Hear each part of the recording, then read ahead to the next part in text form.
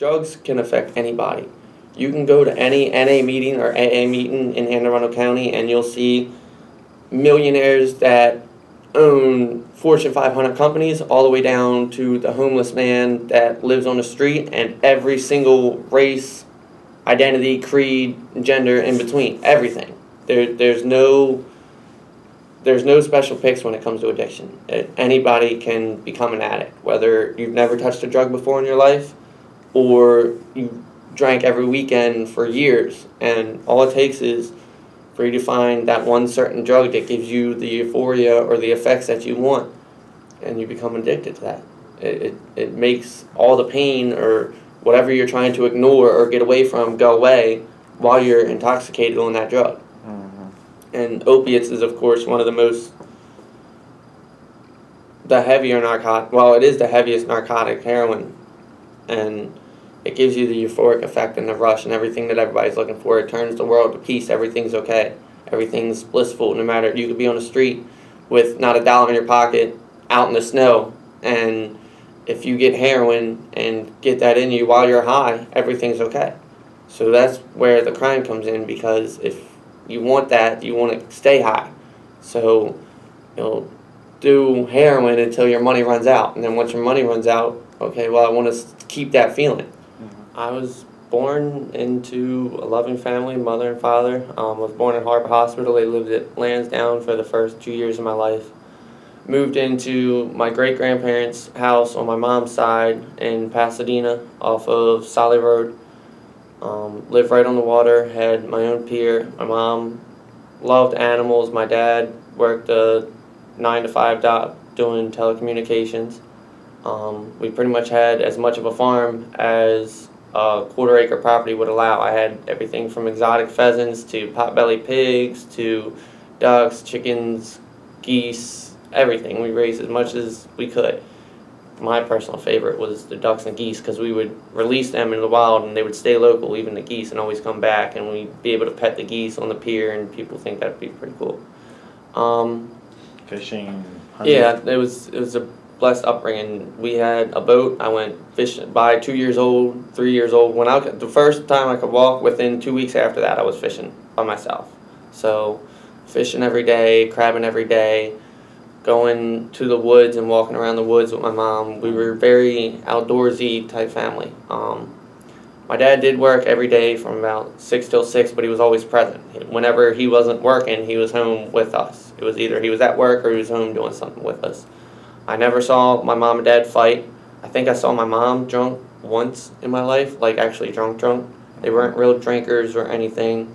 Late 2009, she was in a car accident, getting off of 695 on the Route 1 by the Beltway Motel.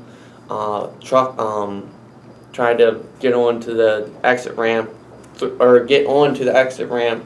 to where you were exiting off the highway.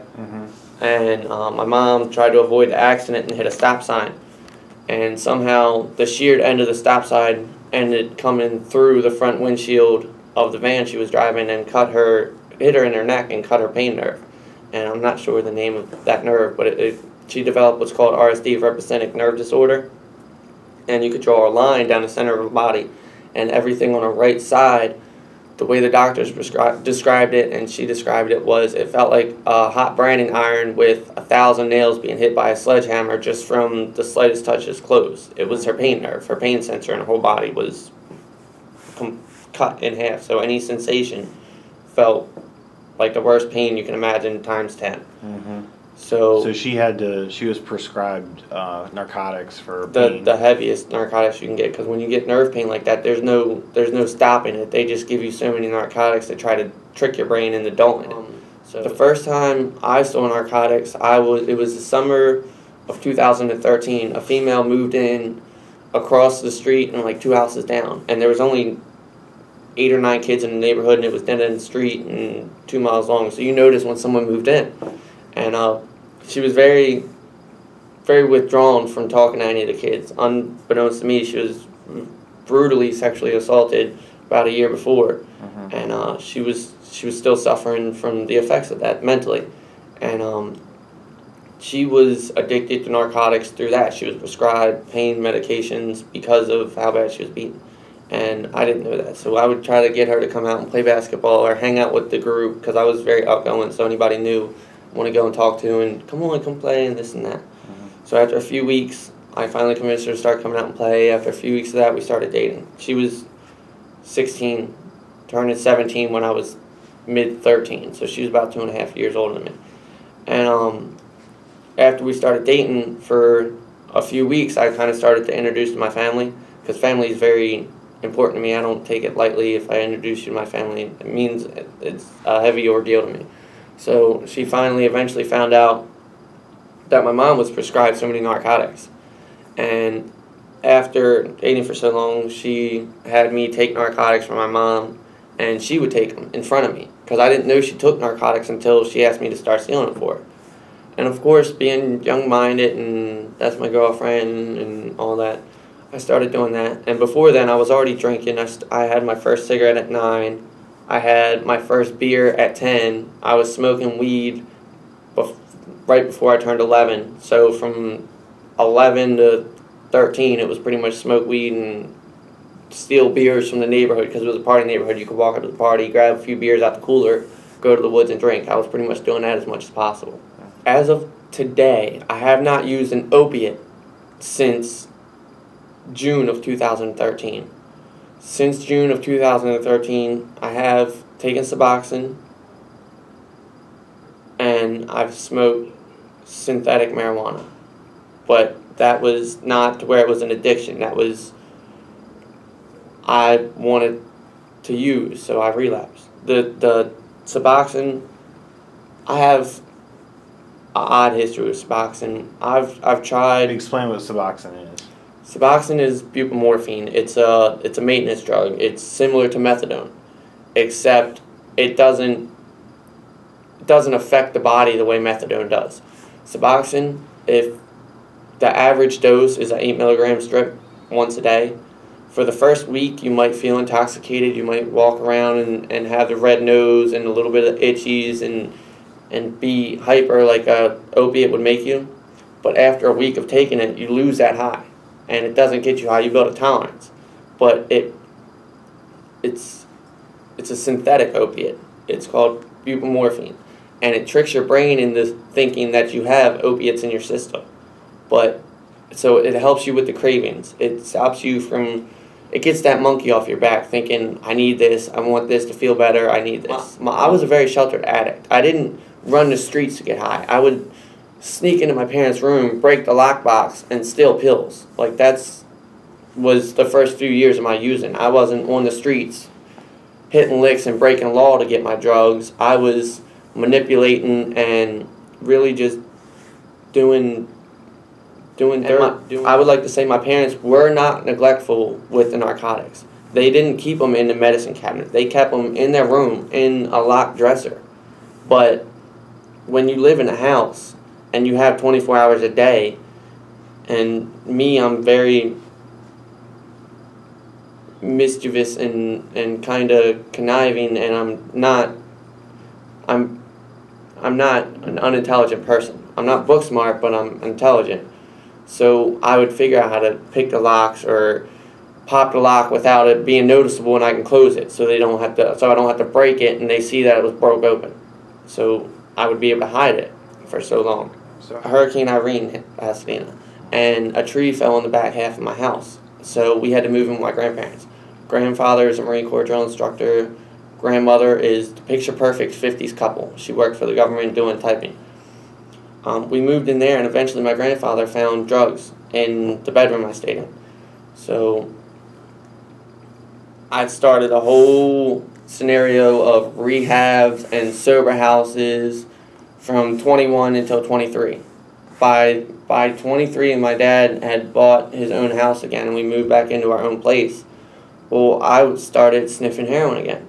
That was what I did, because my mom was cut back on her opiates very much, to where if I took any, it was hurting her, so I wouldn't do that. No, my grandfather threatened me. Well, he didn't threaten me. He told me either you're going into a rehab or I'm calling the police. And he had the narcotics in his hand. And my grandfather was in the Marines. He don't play. There's no BS. And he would have called the cops on me, because he saw my behaviors and realized there was something wrong. because when we were going over there every Sunday for dinner, I could hide it from him.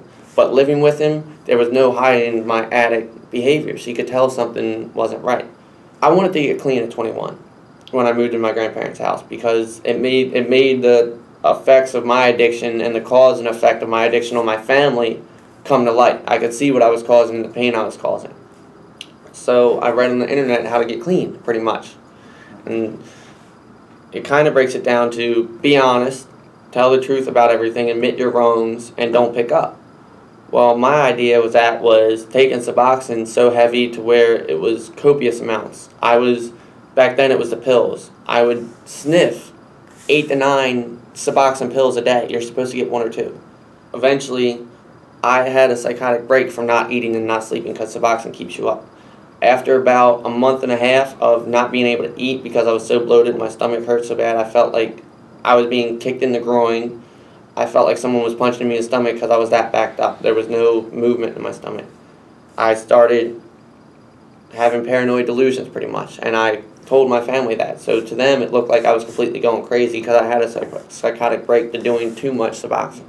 It took me to separate prep dual diagnosis. I checked myself into there, and that's when the whole rehab and everything started. I went in there honestly trying to get clean.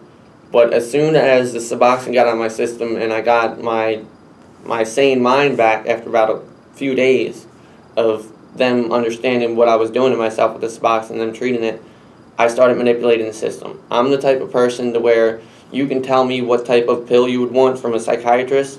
I would go on the internet, read the symptoms of the disease or affliction that pill will treat, go in front of a doctor and display those symptoms to get that type of prescription. I pretty much was all over. I stayed in a lot of sober houses, halfway houses. I went through the rehabs. I pretty much did everything you can do to try to get clean. But I didn't want to get clean. I was doing it to get my family's approval. So I was still using throughout the time.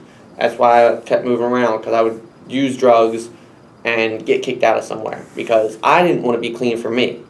I wanted to get clean for my family's acceptance because my mom was deteriorating by then so bad to where you could tell she was going to pass. So I wanted to stay with my mom as long as I can. Because I was going to join the Marines right out of high school, but my mom, brain cancer due to her deteriorating so bad, and she was terminal at the time, I didn't do any of that. I didn't want to leave my mom and her pass. We were spoiled brats pretty much. My parents spoiled us crazy, to be honest. And they didn't not punish us, but they would say, okay, go to your room and no TV for a week, but then after 6 hours of us sitting in the room and Mom, I'm trying to watch TV, bothering the parents, we would end up getting our way, and that's because our parents loved us sincerely. So I was arrested because I was sniffing heroin, and I was working cutting grass. I had my own little grass cutting business. I had probably 20 houses I cut every week. I had my own mower, own transportation, everything. Well, heroin got too expensive. I started doing too much, so I sold a lawnmower, and then I didn't have any income. So eventually, due to drugs, I broke the law, and I was never a criminal. So when I broke the law, I didn't break the law the way you're supposed to break the law. Not that that's a good thing. I broke the law and I got caught. So you weren't good at it? No, I wasn't good at hitting licks or stealing or robbing, which is a good thing. It's super cheap and it's readily available in not only Anne Arundel County or Pasadena where I was raised, but up and down the East Coast. The East Coast is the heroin capital of the United States. That's a known fact. It's not unknown that Baltimore is the heroin capital of America. Like the rest of the country is in a meth epidemic, methamphetamines. Like the West Coast and the Central Americas has the meth problem. The East Coast, it's heroin and cocaine, because we have heroin and cocaine such readily available that nobody messes with meth. Like if you go around talking about methadone, even in a group of methamphetamines, even in a group of addicts, it's still kind of a dirty drug. Even if you're sitting around with people shooting up, methamphetamine is still somewhat of a dirty drug, or from my experience. But you could drop me anywhere in Anne Arundel County. I could go within 5 miles of where you drop me and probably find some type of heroin or prescription narcotic. You can have $10 and be high for a good 8 hours if you're not used to it. If you're doing it every day, it's hundreds of dollars every day because it's a narcotic, so you build tolerances. If I took heroin right now because I haven't used it so long, one pill might make me overdose because I'm not used to narcotics, and it's not like drinking. They say fish out of water for drinking. You can almost go right back to what you were drinking before, even after 10 years of being clean, because your nervous system is adapted to that. And with heroin, say I was shooting 20 pills a day, 20 $10 caps of heroin a day, scramble or raw, it doesn't matter. And then I don't use any heroin for 2 to 3 months, completely let it flush out of my system. I can go home and shoot 3 caps and overdose and die. And that's a large problem because it's so unknown of what you're actually getting, especially with the cut. And nowadays it's fentanyl. Fentanyl is such a heavy prescription narcotic to where 1 milligram of fentanyl will pretty much make anybody overdose. A dealer is going and buying prescription fentanyl from wherever they buy it from and cutting it into heroin. They have no way of measuring what milligrams they're putting into their heroin. So when you're taking heroin, you don't really know what you're taking. No, there's no in there. It's cut in kitchens and bathrooms, and I mean that's how heroin is produced. It's not a science. It is a science, but people aren't selling heroin really aren't upstanding people that are worried about what they're selling. A heroin addict's mentality, if they hear a heroin hole, a dope hole in Baltimore is hitting with very good heroin, and someone from Pasadena goes up there and buys that heroin, comes back to Pasadena, does 1 pill and overdoses, other heroin addicts will want to go and get that heroin because they know it's strong and good. They will have to spend less money to get that intense rush and that high. To get that rush, you're forever chasing that first high. That's what an addict's doing, forever chasing that first high. That first time to where the whole world shuts out and everything's okay, everything's peaceful, you're euphoric, you feel like you just won the lottery, the world is in your hands. That's how you feel when you're high. So you're constantly chasing that feeling. People do it to have fun. I go to a lot of NA meetings all over Anne Arundel County, all the way from Pasadena to pretty much all of the surrounding areas, Glen Burnie, Severna Park, Annapolis, everywhere. I would go to a lot of NA meetings. And the most common theme at NA is I was young, I started drinking around 10 or 11. I smoked my first cigarette at 9 or 10. I was smoking weed at 12 or 13, and I did that until 15 or 16, and then I was introduced to pills. And then I did pills for a while, and then once pills got so expensive, I started doing heroin. That's so common, it's unbelievable. You would not believe. You could go up to I'm not going to say a percentage, but you can go up to most heroin addicts and say, how'd you get started? I was in a car accident and the doctor prescribed me pills long enough to get me addicted, and then I started withdrawing, so I started buying my pills on the street. And then a Percocet 30, which is not going to get you very high when you have a tolerance, is $30, $25 on the street. That's only going to keep you high for maybe an hour or two for an addict, someone that has a tolerance. A dope pill is $10, and that'll keep you twice as high as a Percocet 30. So it's just a natural cascading effect or a progression of addiction to where you'll start out with the pills. Even if, say you got in a car accident the next day and your leg was broken, the doctor started prescribing you pills, and you take them as prescribed, don't do anything not legit with those pills, after a month of taking those pills, you'll have a physical addiction. Well, then your prescription will run out. Then you'll start withdrawing. And then you'll talk to somebody in your community or a friend that takes other pills, and you know they have pills. So, can I buy a pill off you? Sure. Or go to this person, they sell pills. And then you'll start buying your pills on the street to stop yourself from withdrawing. And then once you start to realize, okay, money's getting tight and these pills are expensive, now what?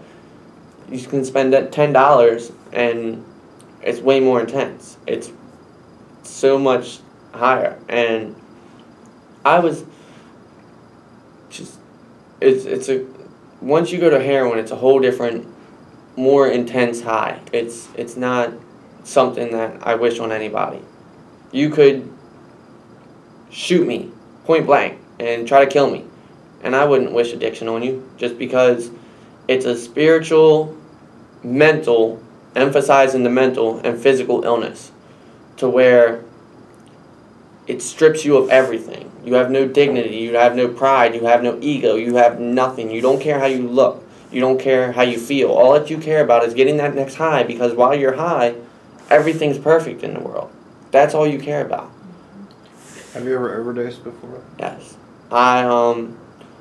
I've overdosed a few times, but the only time I've ever been to the hospital, I was 16 years old.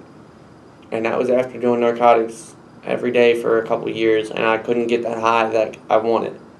So I snorted probably 3 or 4 Oxycontin 80s, and then took a whole bunch of Oxycontin 80s with 40s and dilaudid on top of that. And I overdosed to where I ended up in back then it was North Arundel.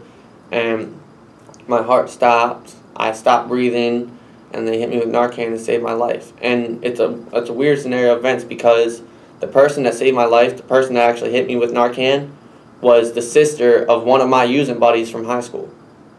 So it was just she knew me. I was over her house. She knew me personally. I hung out with her younger brother daily and used opiates and drugs with him daily. So it was very weird how that happened. Have you lost friends to overdose? It's a never-ending vicious cycle of jails, institutions, or death. And they don't say this, but you can get clean and live sober. But more often than not, it's jails, institution, or death. I came back to jail on a violation. Went up to C6. Saw one of my best friends that, when I was in my neighborhood in Locust Grove, the first cigarette I was talking about and stealing beers with a friend, it was that friend in that jail, in the same cell as me. He went home and thought he could go back to what he was using, shot 1 heroin pill that he bought, and it had the fentanyl cut into it. That night, 3 days after he was released from doing 18 months on methadone, he overdosed with his son in his arms pretty much. I was home for 3 months, from November to February. I know personally 9 people that I talk to, not like just somebody I might know, people that I talk to on a weekly basis, someone I would consider a friend, not just someone I know. 9 people have died. Stuff. I am blessed, and being here, I see that. I realize, because I wasn't a product of my environment. I didn't have dope boys on the corner selling and slinging rocks every day. I was in a backwoods community with lower to upper middle class mixed in one neighborhood, all on the water. Everybody had boats, everybody worked, everybody partied on the weekend, but went to work normal 9-to-5 jobs every week. And it was just I didn't know what I was getting myself into. If I knew now what I know about opiates and addiction when I was that age, I would run from them screaming and crying like a little girl, because all it is pain and suffering.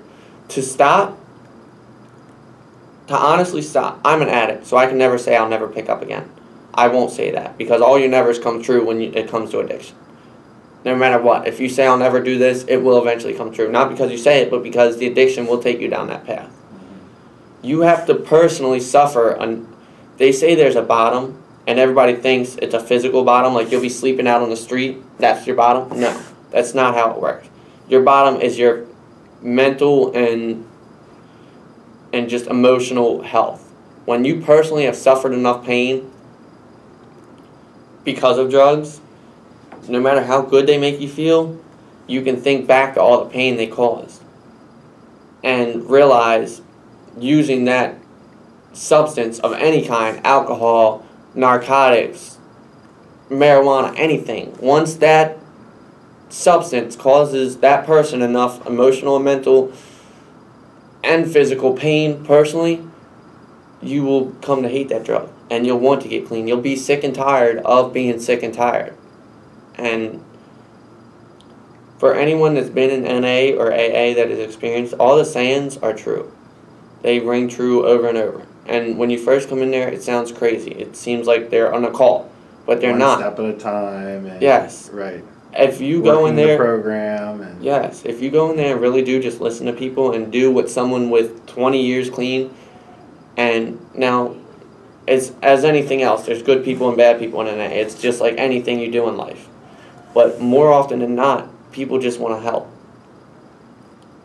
I found that out. So maybe that's the best thing somebody could do in the short term is go to a meeting.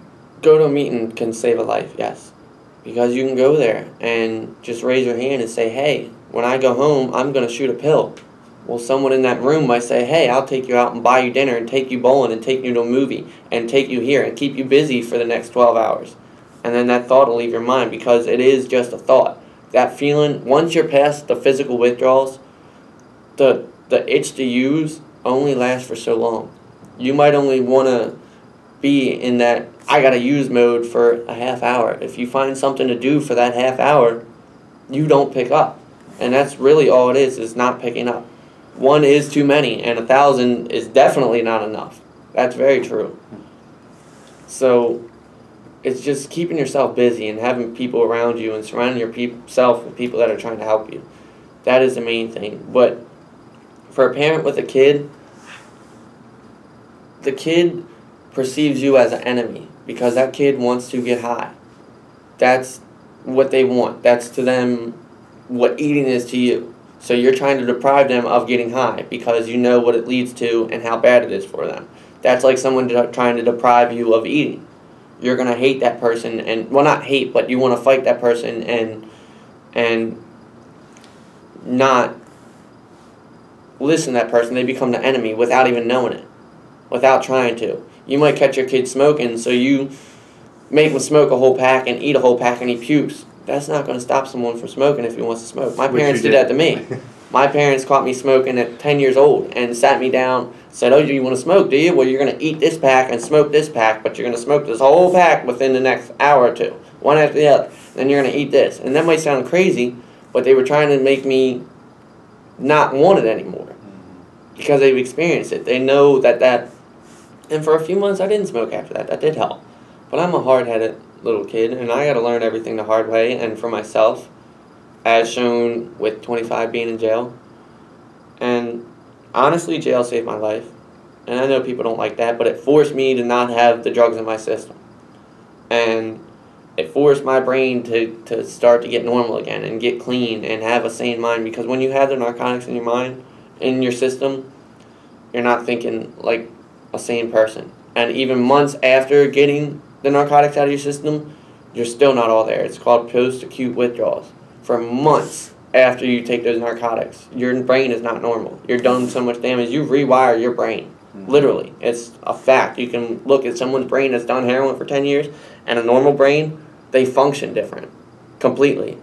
So much as so with the serotonin and dopamine and the receptors and the depletion of the dopamine and serotonin and how they fire and how the receptors, the intake and the uptake, it's just, it messes your brain up. So it takes, I've heard for every 10 years you were a physical addict, it'll take 10 years to get everything right. And that sounds like it's horrible, but that's not true. It's true maybe mentally for your brain to come back to normal, but you can get clean and get everything back that you had or get whatever you want. I was just in an in-house jailhouse AA meeting that the man less than 2 years ago was facing an attempt murder charge because he was drunk and someone assaulted his wife and he almost beat the man to death. He's 2 years clean now. Well, he was in jail 4 years ago. He's 2 or 3 years clean now. And he has his own business. He makes good money. He has the cars he wants. He has the houses he wants. When you're not using drugs, you can get anything you want. It really is all out there for you. And it sounds like, I listened to that and just thought people were blowing smoke, and it sounded like BS and just, yeah, well, you got that now, that's why you're saying it. It just takes work. You just got to not pick up. It really is that simple. But it's not that simple. It's a simple process for complicated people.